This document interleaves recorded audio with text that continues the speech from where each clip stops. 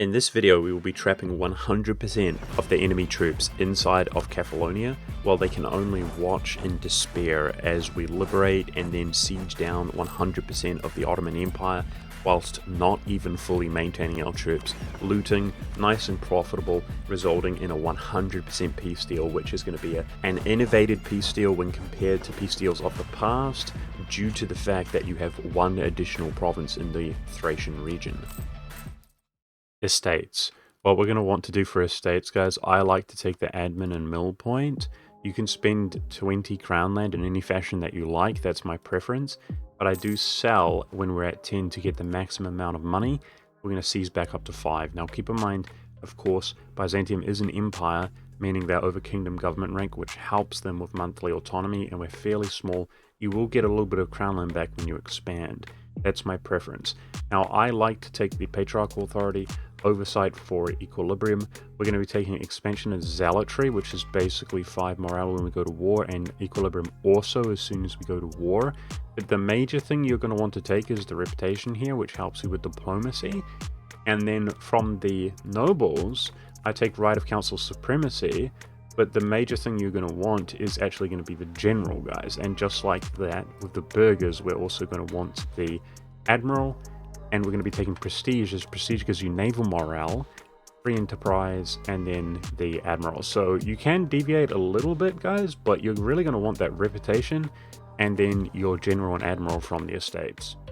Jumping into the game, guys, we're going to be talking about diplomats here, where I want to counter-espionage the Ottomans to slow down the rate at which they're going to claim us, ferrying our troops over to southern Greece, and I'm improving relations with Serbia. Now, we want to actually start a spy network with the Ottomans, but it does take a month before we can re-up the emissary there, and as a result, I'm going to be grabbing military access from Theodoro and Trebizond, and we want to have an emissary ready to declare war on the 11th of December, of course, going in against Epirus.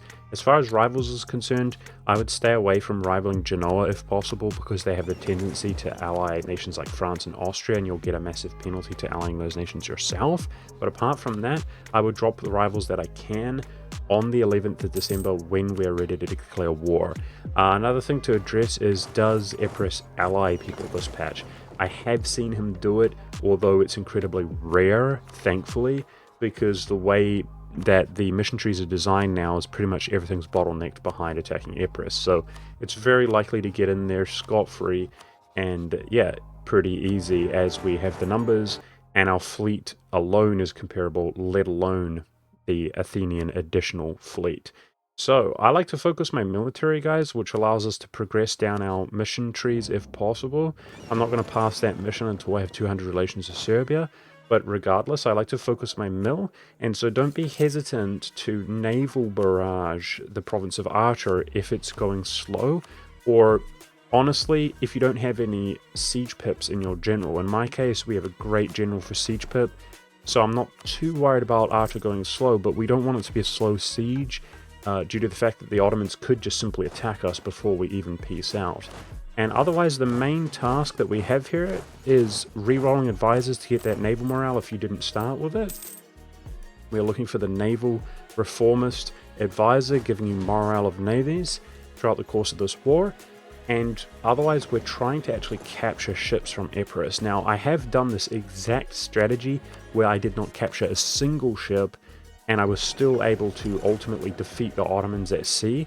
So just do the best you can. You're looking for that shrewd naval gameplay, as you'll see coming up. But don't stress, but we do obviously want to capture the Epirote fleet if possible. And so rather than waiting until we fully occupy him and his ships get kicked out to sea, I'm instead going to try to wear down his fleet so that once we occupy the capital, the war is actually over, more or less. And a technique that you can do is by docking and hiding in your own ports. It often will embolden their navy, where they have some confidence, they pull out, and then you can engage them. Otherwise, we've got that event there where we can actually eliminate one of the 4 difficult modifiers that you begin with as Byzantium by simply offending every Catholic in the world by 75 reasons. It's pretty harsh, and it really throws out the window any opportunity to like potentially island trap in Venice, that sort of thing, due to the fact that you're not going to be able to grab military access. So we will be completely confiding within our own self and other Orthodox nations such as Theodora, Trebizond, etc. There's our Morale of Navies advisor, and the writing's on the wall, guys. Obviously, this is a victory, so we're going to jump ahead here talking about the peace deal. The Epirote peace deal.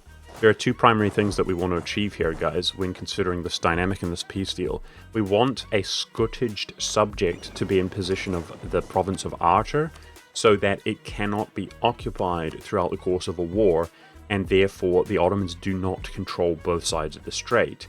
The second goal is to have navy supremacy and to defeat the Ottomans at sea. So let's analyze this. If we are to vassalize Epirus, then we are not able to pass the mission and obtain the reward for Morale of Navies. If we full annex the provinces, then I cannot actually release Epirus as a subject due to the fact that they are of a Latin culture group and not Greek within side of Greek provinces. So this is where another subject comes into play. You're going to want to give provinces to some capacity to Athens. That's the obvious choice while scourging him. Well, if I take Archer for myself, grant it to Athens, we essentially lost that core. So the most well-optimized peace deal is to full annex Epirus while actually handing Archer to Athens in the peace deal. And this way, we still retain the core, meaning 19 years into the game, when we can annex Athens, we will still annex them at 0 cost. Okay, post-Epirote War, guys, you've got a few tasks to take care of. Make sure to repair your ships up, as well as transport over to Theodoro. So that's why we grabbed the military access there. We're going to make sure to use this time of peace to ally Serbia, and at some stage we're going to grant him military access, giving 10 relations. So that's how we're going to get up to near 200 opinion. You should be at 200 opinion in allied status when passing the mission, and you'll get the vast majority of that 250 ducats available. Here is where we scourge Athens now that we're at peace.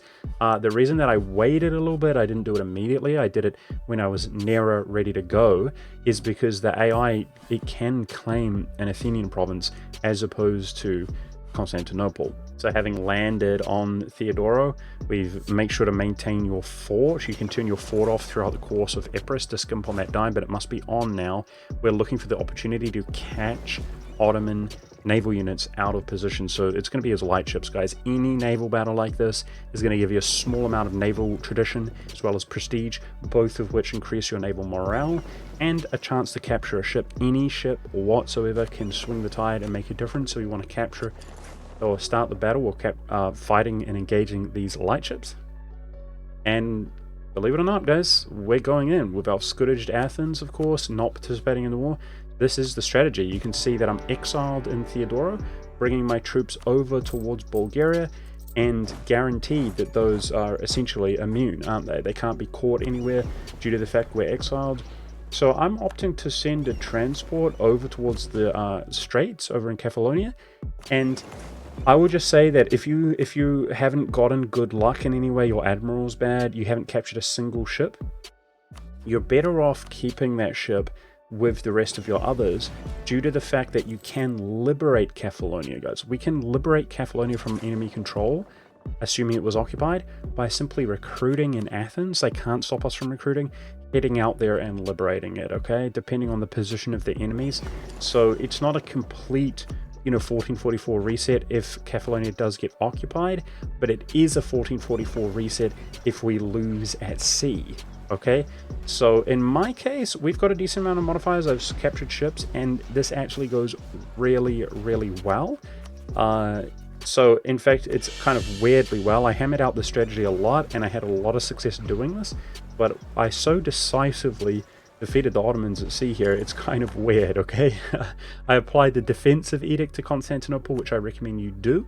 You want to buy as long as possible to basically defeat the Ottomans, as they do have 7 galleys. You begin with 5, but however you do have potentially 20% more morale of navies than them, and most likely a better admiral, as they begin with an admiral. They don't take one from the estates. So it's totally doable to win, but it's going to take time. The method, of course, is to engage their fleet when you're relatively healthy, and basically, depending on how the naval battle is going, you just simply want to retreat into a port and get repair ticks. Keep in mind that this is an effective way of wearing down his ships because the AI is not that competent at actually docking them and repairing them, they typically stay out at sea, which means many battles over time can soften their fleets up.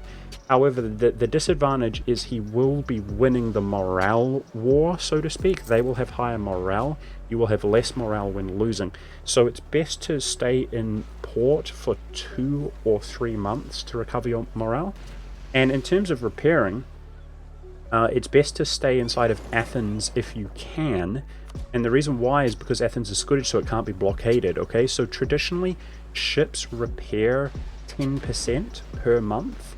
That's assuming you're... Look how we stole 6 ships, guys. This is where it just got weird. So we obviously just annihilated him at sea with only a few short months. I'm going to fire my admiral. I suggest you guys do the same.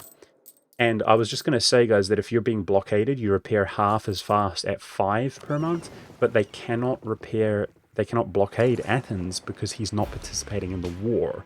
So just keep that in mind, that you can repair faster in Athens, and you just want to pick away at him.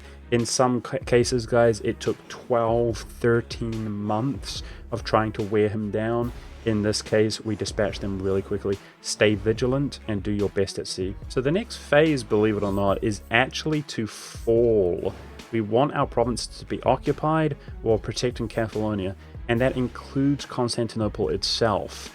So my intention is actually to remove the defensive edict now, and even though the Ottomans have a very inferior fleet to us, we just butchered their navy, I'm going to try to stay away from Constantinople, in Athens in this case, and allow their fleet, which is mostly composed of transports actually, to blockade Constantinople if possible, in order for the siege to fall faster, okay? And yes, believe it or not, in this strategy, Constantinople will be occupied, it will fall.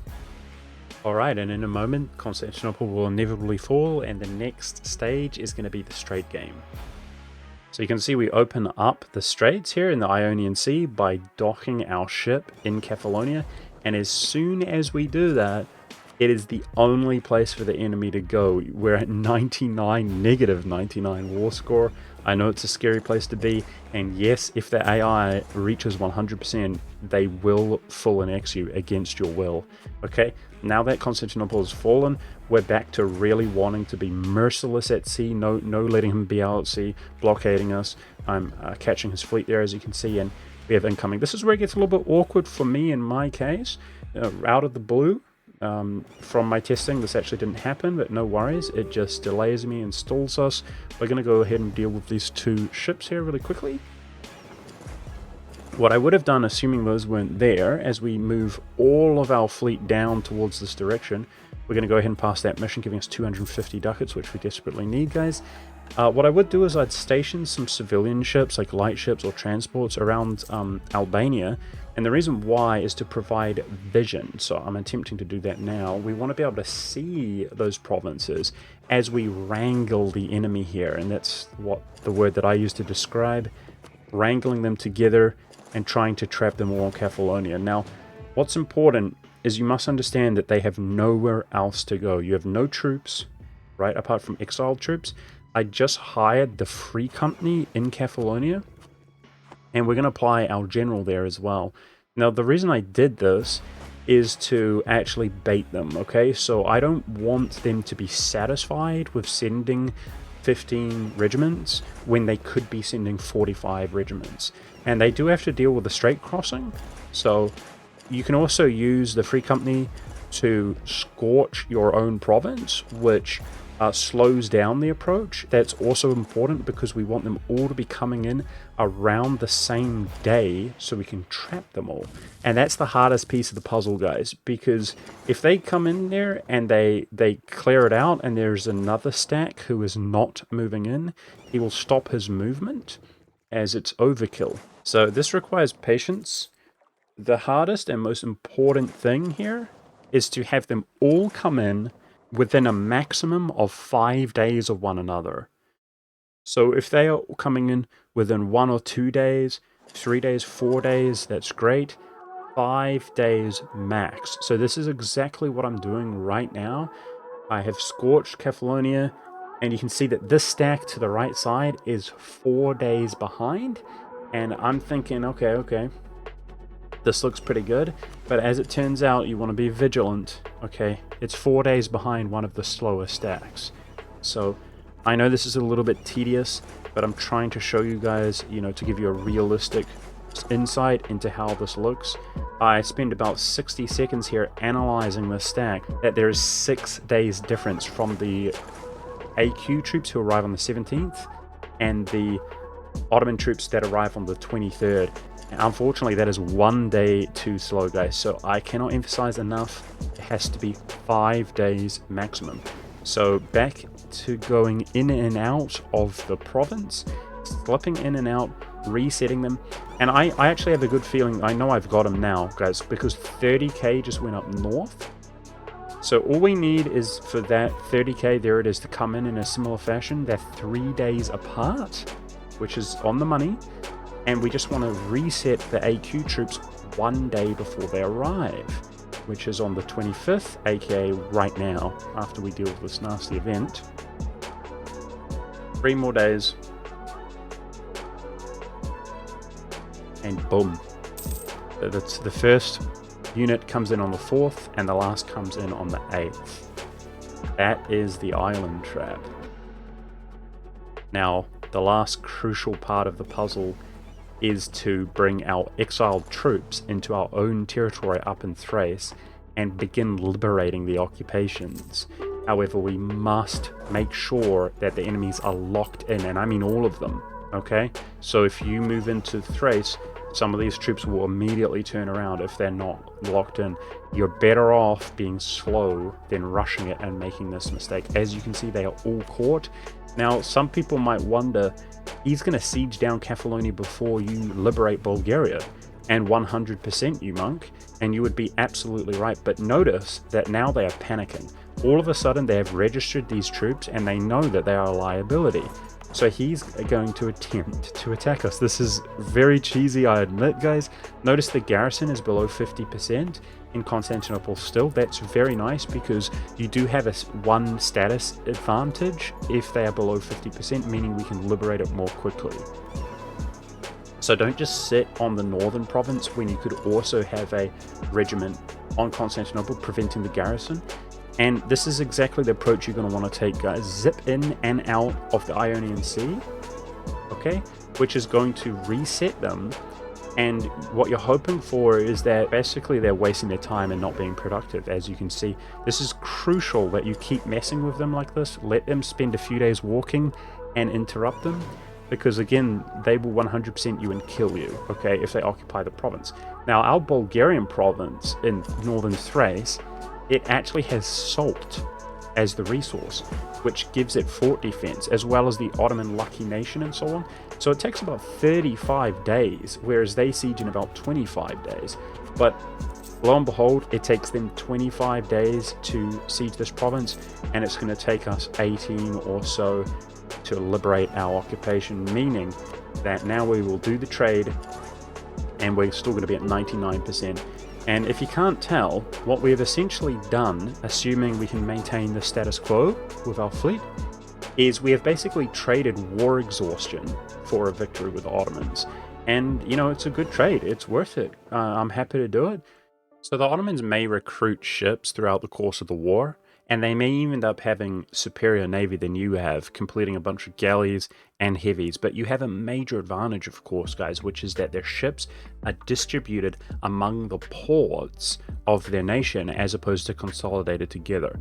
So obviously there's one thing which is more important above anything else while dealing with them at sea, and that's to protect the Ionian Sea tile or the Cathalonian Strait, preventing them from being unleashed from the trap there within the island.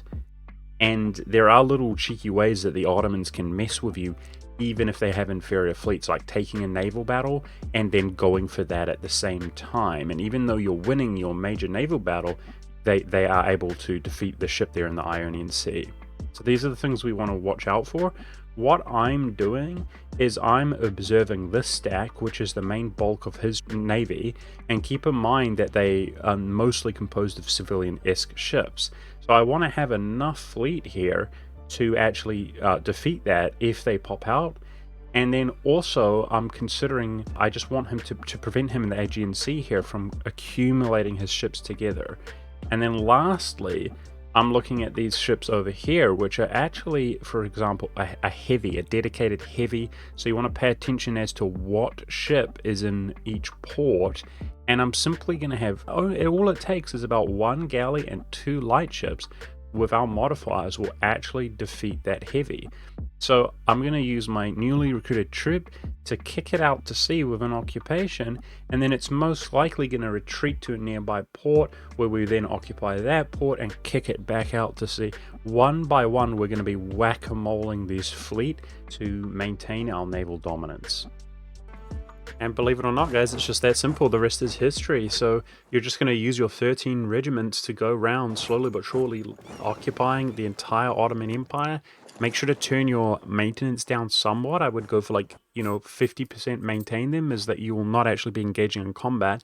And when you feel comfortable at sea, send 2 transports of at least 2 regiments over beyond Jandar to adjacent towards Trebizond, where I recommend making a couple occupations out there and then using those 2 regiments to separate peace AQ. You should be able to occupy a few provinces, put 1 regiment onto his capital, and not only will you peace him out, but you'll also peace him out, obtaining some war oppressions and cash. Otherwise, let's talk peace deal. And there it is, guys, with the falling of this fort 7 years into the game. We're piecing out here, taking 200 ducats, despite I've been spending this war making profit actually with our fort maintenance and army maintenance down.